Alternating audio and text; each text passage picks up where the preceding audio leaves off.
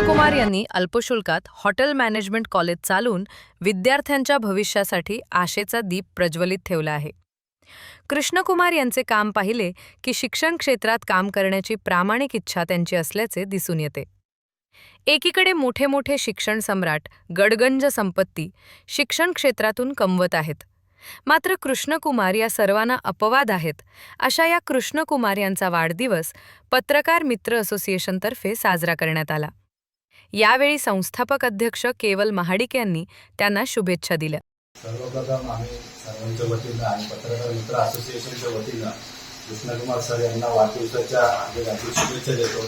यावेळी त्यांचा वाढदिवस राजन शेलार यांच्या दुकानामध्ये अतिशय उत्साहामध्ये त्यांचा वाढदिवस साजरा करण्यात आलेला आहे.